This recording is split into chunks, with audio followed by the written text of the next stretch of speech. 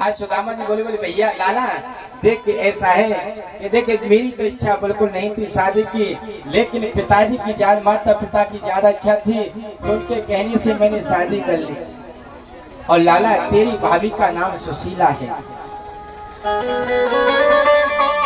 क्योंकि भगवान इसलिए पूछ रहे हैं कि अगर ये अकेले हुए तो कोई बात नहीं है, लेकिन अगर भाभी घर में होगी तो देवर के लिए जरूर कुछ ना कुछ अवश्य भेजेगी। आज सुदामा आज कन्हैया बोले अरे लाला अरे सुदामा तू तो बड़ा कठोर है, बोले तूने विवाह किया और हमारे को तूने निमंत्रण नहीं दिया। आज पता है सुदामा कहने लगा, सुदामा जी कह रहे हैं अरे कि लाला ज्यादा तू बड़ी बात मत कर तू मेरे सामने। अरे मैं तो घर में अकेला था और मेरा एक विवाह हुआ, मैं अगर गलती से भूल गया तो कोई बात नहीं है, लेकिन ये तेने गांव बसाए रखे थे 16,108 विवाह कर लिए, तेने हमारे का कौन से दिन निमंत्रण भेजा था।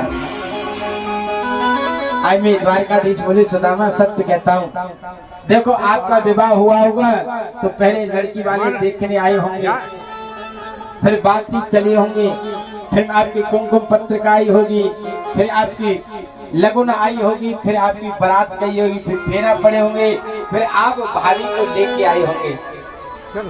लेकिन मैं सत्य कह रहा हूँ सुदामा, मेरे जो विवाह हुए ना वो ऐसे हुए कि शाम को 7 बजे तक विवाह का कोई सिस्टम नहीं है और महाराज 8 बजे बहू आ गई। बोलो राधे राधे। बोले सुदामा मेरा विवाह कोई ऐसे नहीं हुआ कि महाराज सिस्टम से हुआ हो, क्योंकि जितने भी ये मेरे विवाह हुए वो ऐसे हुए महाराज कि 1 घंटा पहले तक कोई विषय नहीं है और 1 घंटे के बाद बहू घर आ गई। लाला अब सुदामा जी ये कह रहे हैं, बोलिए पोटली तो रखी है लेकिन ये सब बड़े घर की सब रानी पटरानियां हैं और इनके सामने ये चावल की पोटली में कैसे दूं, और अगर दूंगा तो ये क्या कहेंगी कि हमारे द्वारकाधीश का मित्र कितना गरीब है कि इसके घर में हमारा खाने के लिए 1 मुट्ठी चावल भी नहीं।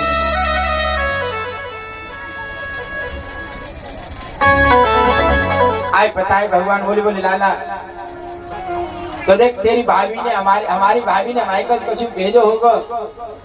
फिर सुदामा जी ने बात निकाल दी, बोली लाला देख हम पहले खेलते थे, गुरुजी के आश्रम में रहते थे ऐसे। अब पता है सुदामा जी तो बात टालने की करें, लेकिन मेरी भगवान उसी बात में बोले सुदामा ये बात तो सब होती रहेंगी, पहले ये बता कि भाभी ने मेरे लिए क्या भेजा है। आज महाराज जैसे कहा, लेकिन जब नहीं बात माने तो पता है मेरे भगवान ने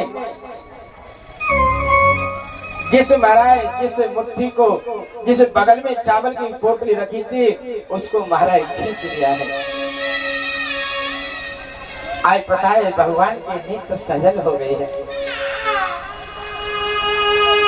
उस पोटली को चारों तरफ से घुमाया है और कह रहे वारे सुदामा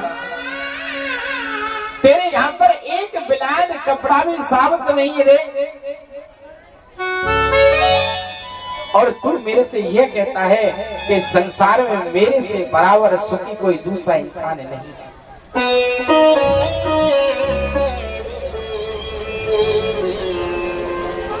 अरे सुदामा जैसे पोटली को खुलाए मेरे भगवान के नेत्र सजल हो गए। अरे सुदामा अरे तेरे घर में ये 1 मुट्ठी चावल भी साबित नहीं है। महाराज 1 मुट्ठी चावल खाया और भगवान अनिल कहा और स्वर्ग लोक का जितना राज है उसका सब हमारा राज सुदामा के नाम कर दिया। और जैसे महाराज दूसरा मुट्ठी खाई और मेरे भगवान ने पृथ्वी का जितना भी साम्राज्य है वो महाराज सुदामा के नाम कर दिया।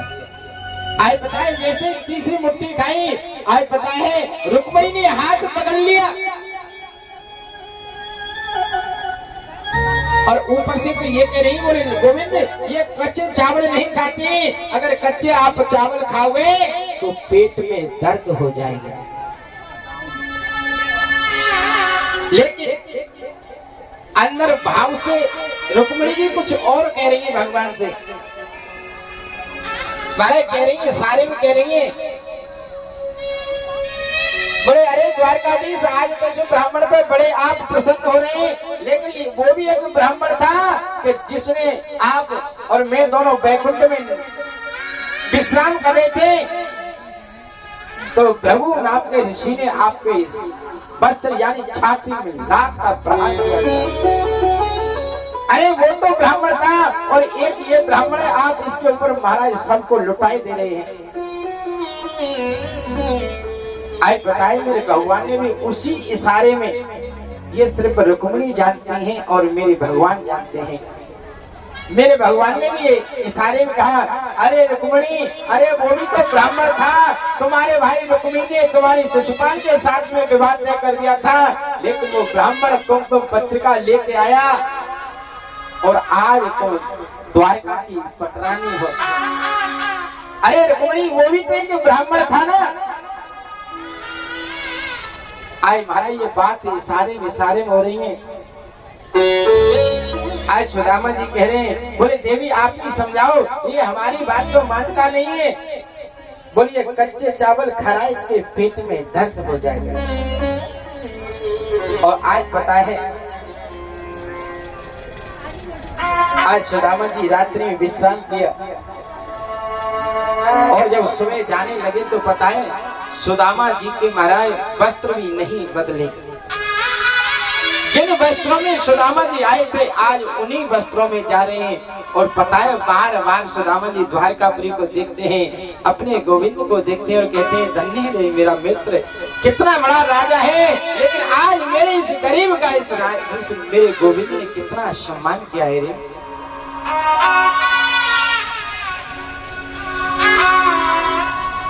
आपको बताऊं मेरे भगवान गोविंद जो रोए हैं ना सुदामा के लिए, ऐसे नहीं रोए।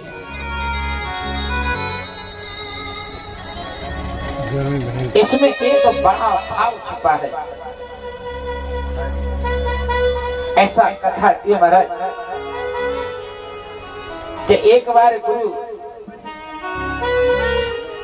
गुरु माता गुरु जब सुदामा और जी मेरे गोविंद रहते थे वहां, तो उस समय और गुरुजी के स्थान पर, गुरुजी तो थे नहीं, गुरु माँ थी, और वहां पर महाराज बताते हैं कि एक बार दुर्वासा ऋषि पधारे और दुर्वासा ऋषि ने गुरु माँ से कहा कि माँ मेरे को बहुत जोर से भूख लगी है और मेरे लिए कुछ खाने के लिए कुछ वस्तु दे दो। तो बताया कि एक पोटली में चना रखे थे और वो चना गुरु माँ ने मेरे गोविंद के लिए रख रखी थी, जो कि कन्हैया से बहुत प्यार करती थी वो बात। आज पता है वो गुरु माँ अंदर गई, देखा तो एक पोटली में चना रखे और पता है वो किसके हैं, वो कृष्ण के भाग्य के हैं। तो आज पता है अगर इन चनाओं को मैं इन ऋषि को दे दूंगी तो मेरा फिर लाला क्या खाएगा, कन्हैया क्या खाएगा।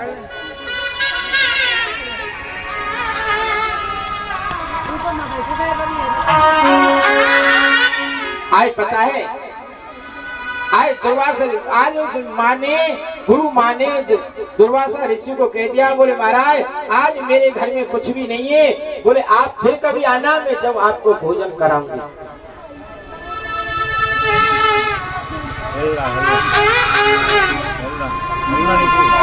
उसके बाद महाराज दुर्वासा ऋषि ने अपनी योग शक्ति से देखा कि उनकी रसोई में एक पोटली रखी है, उसमें चना रखे। आए पता है दुर्वासा ऋषि ने कहा, बोले गुरुआ आप मेरे से झूठ बोलती हो, बोले मैं श्राप देता हूँ कि जो इन चनाओं को खाएगा वो लक्ष्मी विहीन हो जाएगा। आज पता है इस बात को सुदामा ने सुन लिया कि जो पोटली चना रखे हैं श्रापित पोटली है, दुर्वासा ऋषि का श्राप लगा है और इस पोटली को अगर कोई खाएगा तो लक्ष्मी से विहीन हो जाएगा, गरीब हो जाएगा वो। तो पता है एक बार ये जंगल में दोनों सुदामा और कृष्ण गए लकड़ी बीनने के लिए। गुरु माने सुदामा ये पोटली तू मेरे लाला को दे देना, उसको भूख लगे तो ये चना खा लेगा।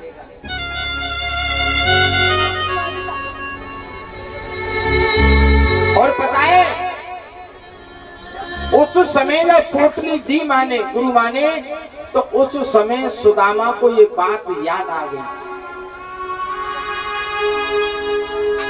कि ये पोटली वही है जो दुर्वासा ऋषि ने श्रापित की थी कि जो इस पोटली को खाएगा वो लक्ष्मी विहीन हो जाएगा, गरीब हो जाएगा। आज पता है आज सुदामा ने कहा बोले नहीं मैं अपने गोविंद को गरीब होने नहीं दूंगा। अरे मैं ब्राह्मण हूँ, मैं गरीब हो जाऊंगा कोई बात नहीं है, मैं भिक्षा मांगकर अपने जीवन को काट लूंगा, लेकिन मैं अपने कृष्ण को गरीब होने नहीं दूंगा क्योंकि ये राजकुमार है। अगर ये गरीब हो गया तो इसके ऊपर बहुत बड़ी विपदा आ जाएगी। आज पता है वो पोटली वो जितने चना थे उस पूरे चना और सुदामा खा गए। जब ये महाराज मेरे गोविंद को बात का ज्ञात हुआ कि सुदामा ने मेरी जितना संकट था, मेरी जितनी गरीबी थी वो अपने ऊपर ले ली है और अपना जितना भी वैभव था वो मुझे दे दिया है, तो उसके बाद महाराज मेरे द्वारकाधीश उस सुदामा के लिए तरसते रहे, हमेशा मिलने के लिए तरसते रहे। ऐसा क्या काम किया हमने तेरा, हमने तेरा जो मेरा हाथ तूने थाम लिया। ऐसा क्या काम किया हमने तेरा जो मेरा हाथ तूने थाम लिया।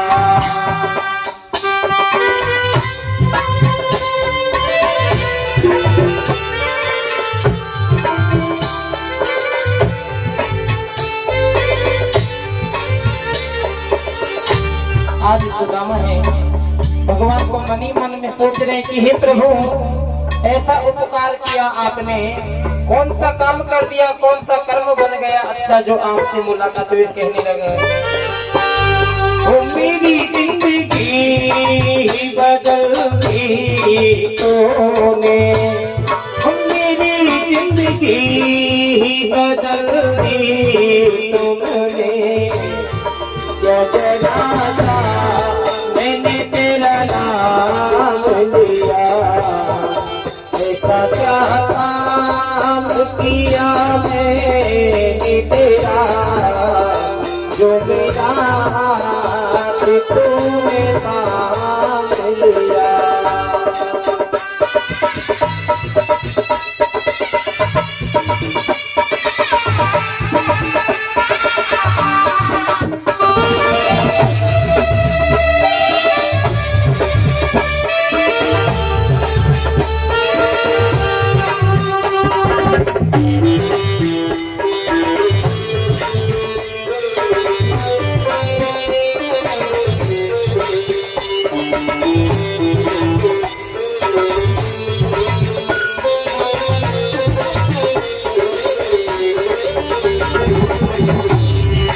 इस जमाने में मैं अकेला था, इस जमाने में मैं अकेला था, वो तेरी माया के दिल में खेला था, वो तेरी माया के दिल में खेला था। तेरी माया न सताए किसी को और देखिए मैं एक बात जरूर बोलना चाहूंगा, क्योंकि जब भी भजन गाता हूँ तो कुछ बोलने की जरूरत पड़ रही है तो वहाँ बोलना जरूर होता है, क्योंकि कहना है कि नाचने कूदने का नाम कीर्तन और संकीर्तन नहीं होता कि हमने भजन गाए आप सब नाच लिए कूद लिए। एक भजन होता है कि भगवान की सुंदर छवि का वर्णन करना, और एक भजन होता है कि भगवान ने क्या लीलाएं की उन लीलाओं का गुणगान करना, उन पर नृत्य करना। और एक भजन होता है कि हमारे मन का भाव भगवान तक कैसे पहुंचे, क्योंकि यदि अब मैं गा रहा हूँ अकेला, यदि तुम भी साथ बोलो इन्हीं शब्दों को तो कहते हैं कि भगवान की घर देर है अंधेर नहीं है, कभी ना कभी पुकार जरूर सुनेंगे। इसी भाव से सभी गाते हुए इस जमाने में मैं अकेला था, इस जमाने में मैं अकेला था, तेरी माया के रंग में खेला था, तेरी माया न सताए उनको जिसने तुझको अपना मान लिया, ऐसा क्या काम किया हमने तेरा जो मेरा तूने मान लिया।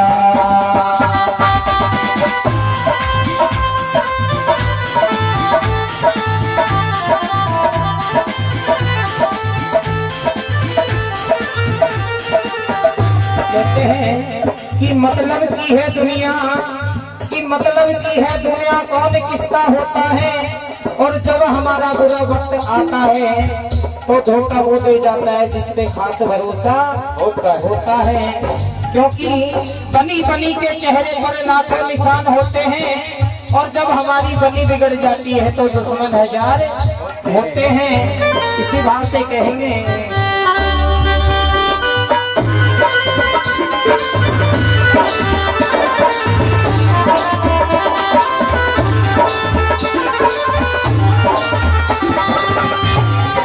दिन दुखियों का सहारा तू है, वो दिन दुखियों का सहारा तू है, वो डूबती नाव का किनारा है, वो डूबती नाव का किनारा है, वो तेरी एक नजर जो जिस पे पड़ जाए, तेरी एक नजर जो जिस पे पड़ जाए, फिर कभी तूने रोने न दिया, ऐसा क्या काम किया हमने तेरा जो मेरा तूने मान लिया।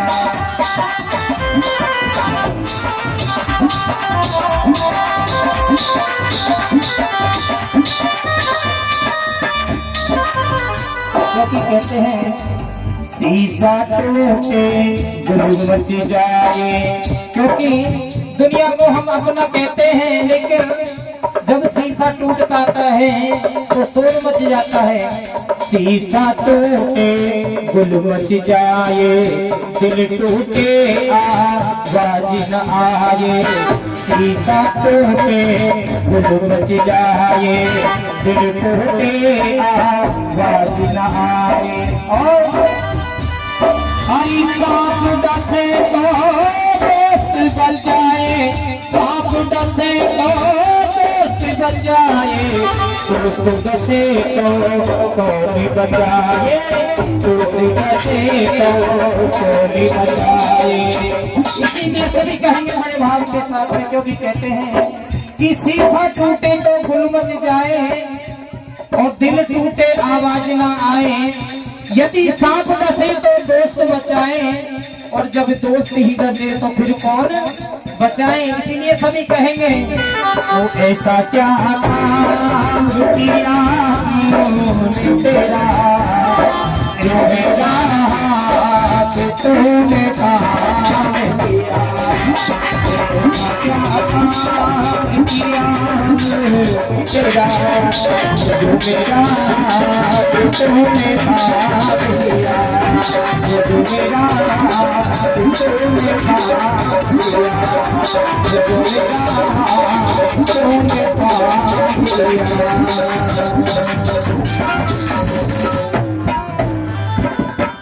और यदि आप